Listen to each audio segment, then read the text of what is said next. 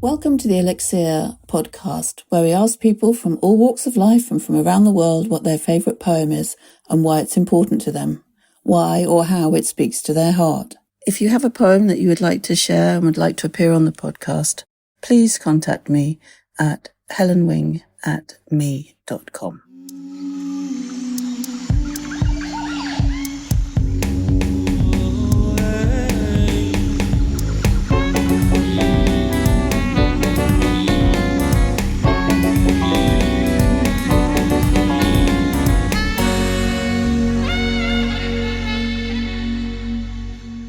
We recorded today's Elixir podcast at the Royal College of Art in London, where we thought we would be able to find a very quiet space. Unfortunately, there was quite a lot of background noise, and I hope it doesn't disturb your listening today. Hello and welcome again to the Elixir podcast. Today we're talking to Varvara Keidan Shavrova, who is in London. Hello, Vavara. Hello. It's lovely to have you here. Thank you for having me. So, which poem have you chosen to read us today? So I've chosen to read a poem by Joseph Brodsky, and it's called An Autumn Evening in the Modest Square.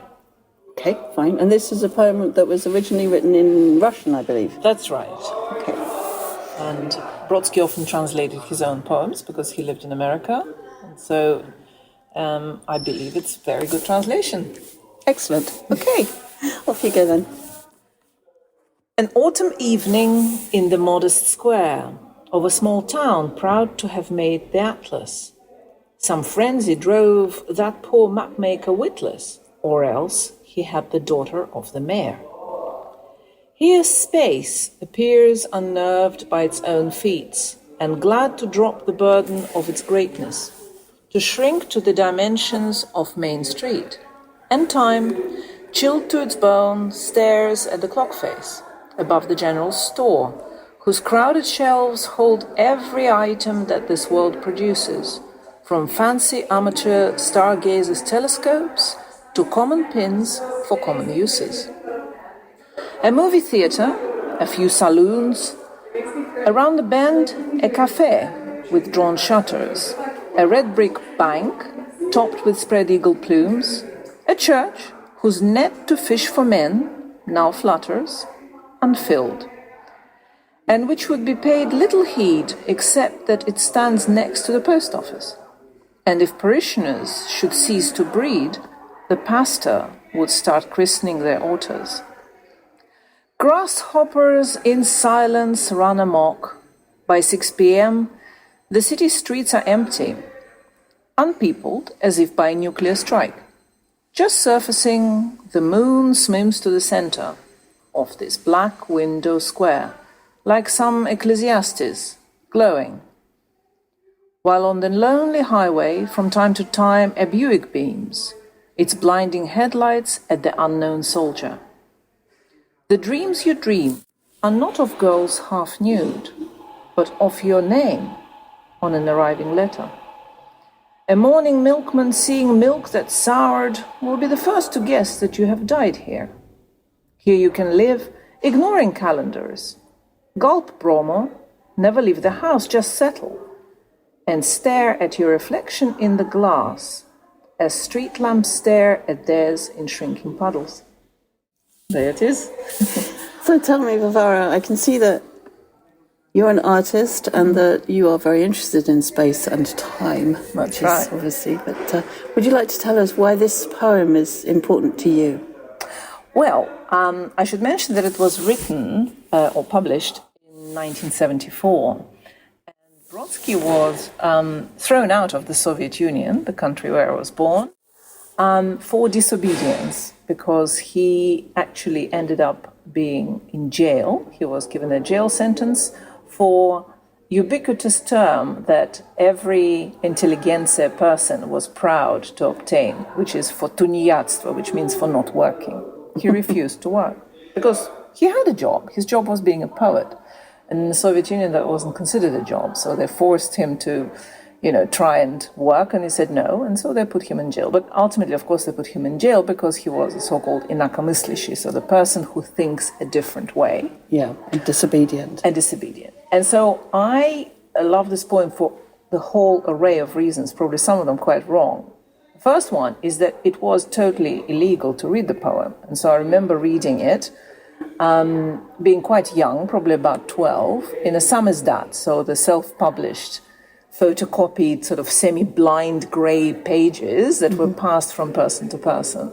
And so they were precious, like gold, and you had to read them overnight and then to pass them on to someone else. Why was it illegal? Was it just because it was written by him?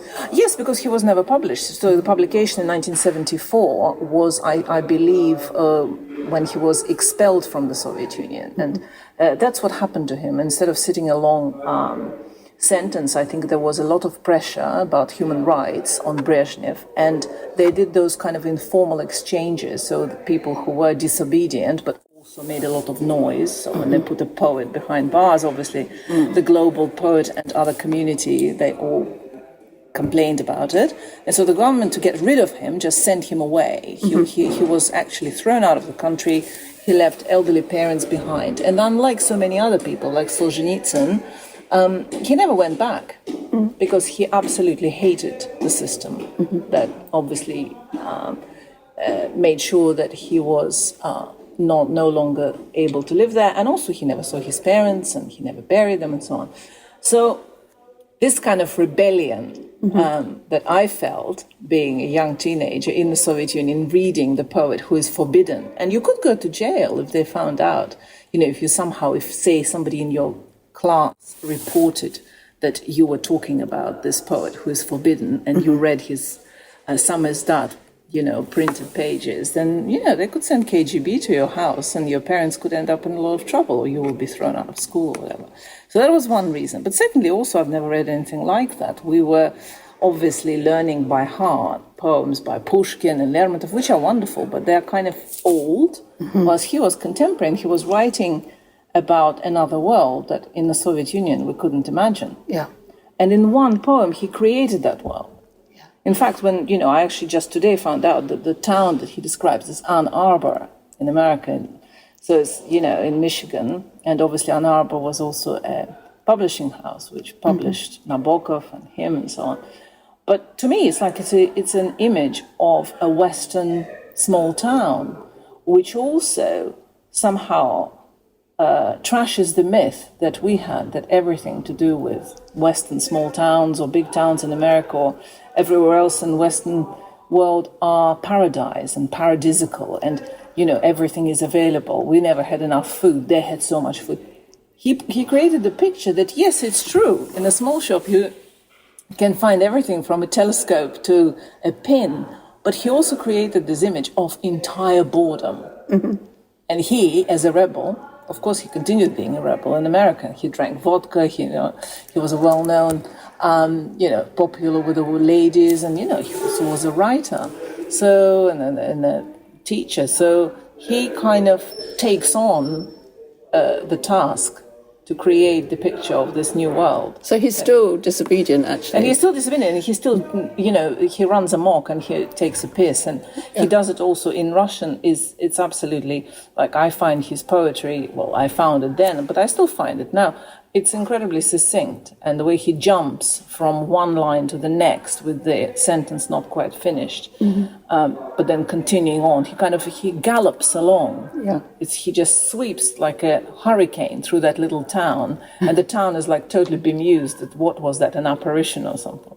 This is I'm very interested in this idea that you can come to what you think is paradise or what you think is a rescue. Yeah. As a result of your banishment, actually, and suddenly realise it's very different to how you thought it was. And in fact, just this week, I've been doing a review of a book by a poet called Rewa Zainati, who is Lebanese-Palestinian, and she's moved to the United States, and she's written this book called Difficult. And it's actually about how difficult she finds it being in supposedly the free West. Yes, but I think it's also the story of being a migrant everywhere. You're not from where you are meant to be, possibly, and it's a choice. Maybe in his case, it wasn't directly. He couldn't have imagined that he will end up being, a Nobel Prize laureate, for example. when he was a rebellious young poet who was reciting his poems in those kind of kitchens in his friends' apartments in Leningrad. He couldn't have imagined. I suppose the time also carried him in a certain way, because he was, in the right place at the right time, but obviously incredibly talented. And so, in the same token, I think being away like that, being sort of literally plucked, like it reminds me of the story of the Wizard of Oz. The house, or you can take this as a symbol, or a person is just literally with a hurricane transported to another dimension. It's like equivalent to time and space travel. Yeah. Going to America from the Soviet Union was the same idea in the head as going to Mars. Yeah. In fact, to imagine Gagarin in space was easier around that time than imagine crossing the border and actually leaving. And did he inspire you to leave? Because you left when you were very young, when you were 21. Yeah, no, for sure. But not just him, because, he got the Nobel Prize and he did well, but just the sort of this freedom that he shows when he's writing, which he managed to preserve also when he was a young poet in Leningrad. He was always very free, but he retained his freedom. He never became, I don't think, in any way conventional or westernized. And he still was revered and, in a way lived also the way he wanted to. So I think he inspired me in many ways. But I also was very aware that, he was a man and I'm not. So there are certain things that, it's time to stop wanting to be a man in order to succeed.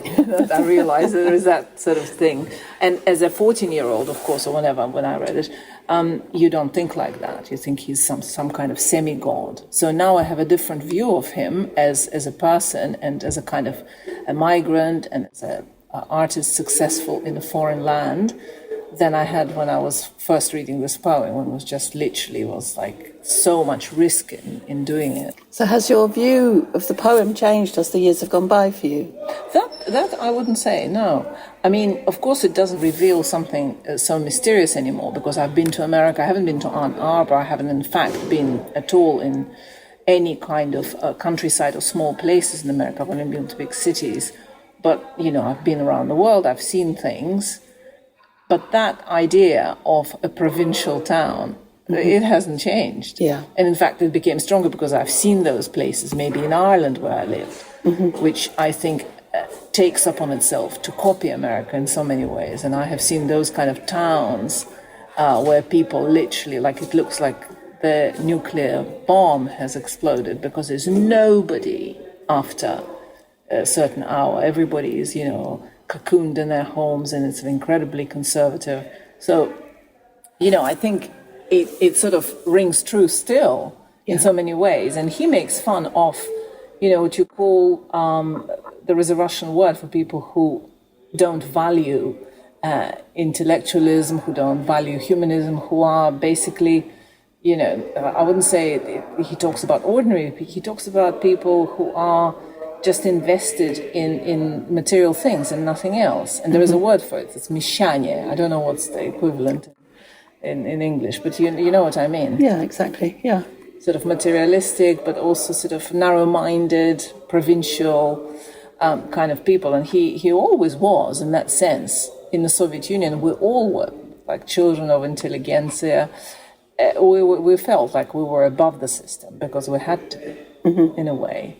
And of course, the minute you stuck out, the system would crush you like a tank and move on.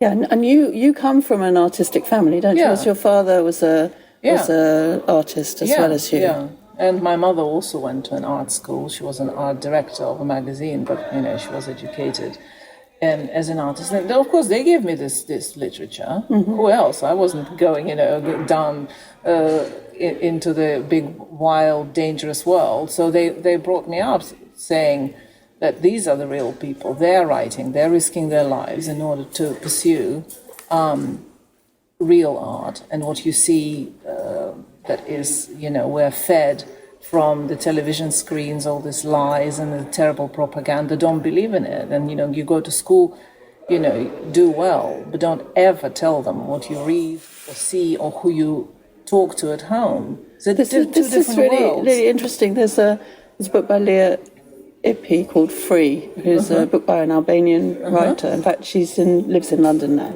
lectures in London. And she wrote about being brought up in Albania before the end of the Hoxha system. And her experience was very different. Her parents were clearly, when she goes back into who her family were and who her relatives were clearly thinking intelligent and intellectuals who had made sure that they were highly educated. And they hid this from her. And they spoke in code around her. And even talked about they had lots of friends who were in jail, and they used to refer to these friends as being at university. And it was only much later, in her later teens, from what I can gather, that she suddenly realised that everyone had been talking in code around her. And I think maybe the surveillance was even more intense for her, and that they felt that there were people listening in the walls almost, Definitely. I think, we heard about places like Albania or Ceausescu in Romania or GDR, that it was worse than what we had, which is hard to imagine. But, it's probably because also the places are much smaller, so it's easier to control the people. They're not that many, and they probably had one informer per every citizen, whilst Russia is vast, so there was chaos, so they couldn't really be very organized. So this is really amazing that your parents would take the trouble to make sure that you had this, if you like, extended education, and where you were taught to read the difference between reality and ideology. I've some of my students I have a real issue with sometimes. It just reminded me, because yesterday I was editing a piece by a Chinese young woman, and one of the first things I have to do is try and get them to understand the difference between ideology and reality. Because they've actually spent their entire lives being told that ideology is their reality. That's right. And they've structured their minds accordingly.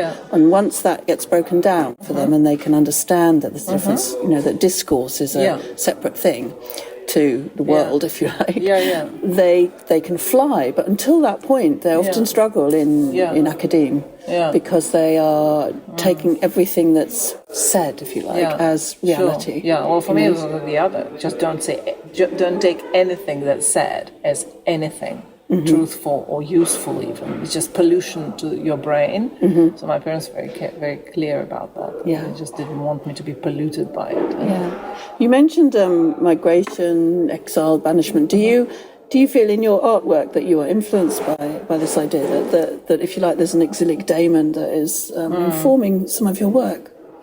I think it's probably there, but I think what you mentioned at the beginning, the time-space continuum, which he talks about, in the poem, he talks about the time and the space that are warped and stand still, but also somehow it feels like they are so overwhelming that one's life literally disappears in front of one's eyes as you look into a mirror, and your reflection, it's like a drying up puddle. I think it's a very strong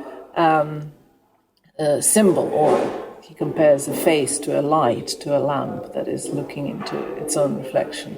I think it's very powerful to say that, a human being, an individual in a time-space continuum always is a migrant in a way. This is very much my feeling as well, that we are preternaturally exilic, if you like.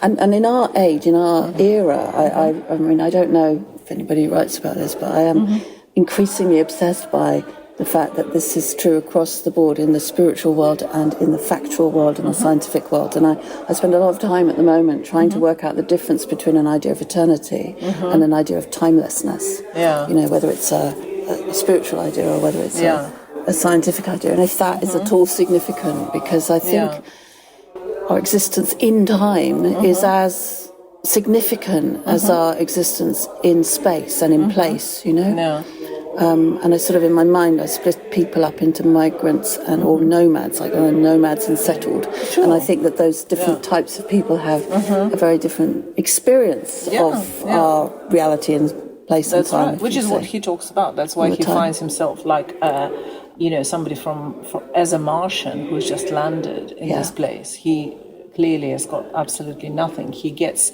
in a very short poem, he describes the whole sort of geography, the economy, the life, and the rhythm of quite actually privileged. I think that Ann Arbor is quite a privileged town in Michigan. It's not somewhere in the middle of Idaho or something. But on the other hand, he is a Martian, and I think it is not just because he's a migrant and because he is a foreigner, but it's also because he's a poet. Yeah. So, he was all his life very aware of his genius. He wasn't, pathologically modest about, for all the wrong reasons. He actually knew his value. And so I think in that sense, he was able to understand and to sort of measure himself in the time-space continuum. And I guess he probably thinks about, in universal terms, about the universe and what does universe mean in relation to our life. Well, it's like a tiny minuscule sort of pin, that pin that he mentions, as opposed to a telescope. It's another thing. It's interesting that he puts into words, he mentions in his description of objects.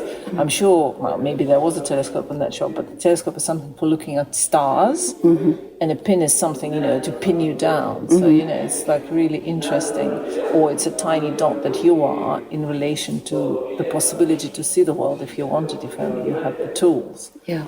So I think it's also like there are many things there, and the more you read it, the more, like I've read it hundreds of times. At some point I knew it by heart, but I don't anymore, so I'll have to read the Russian version.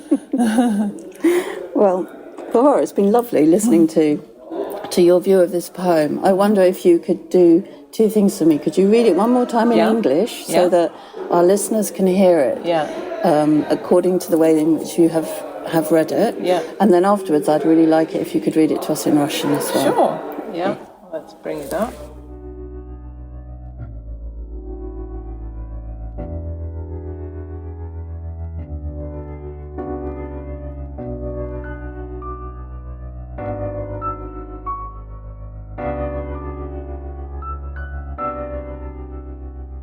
An autumn evening in the modest square of a small town proud to have made the atlas.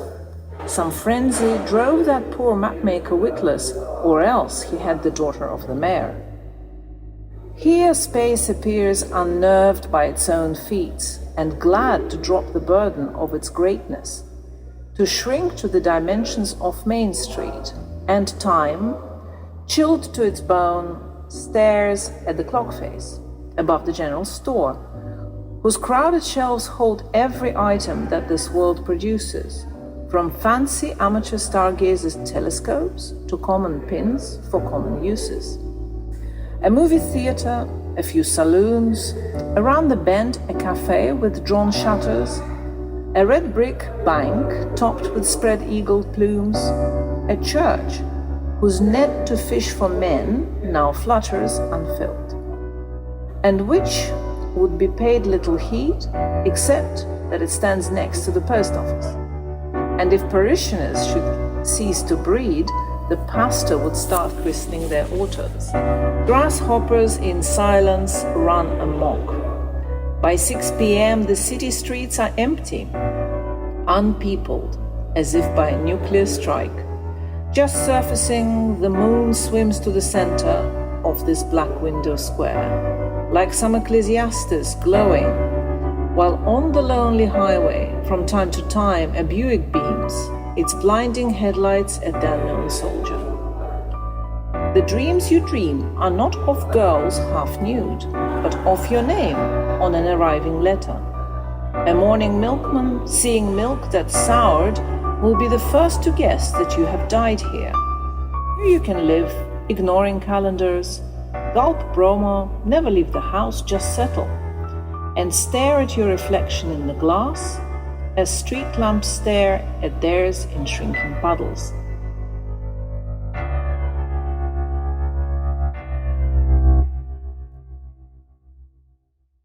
Wonderful, wonderful.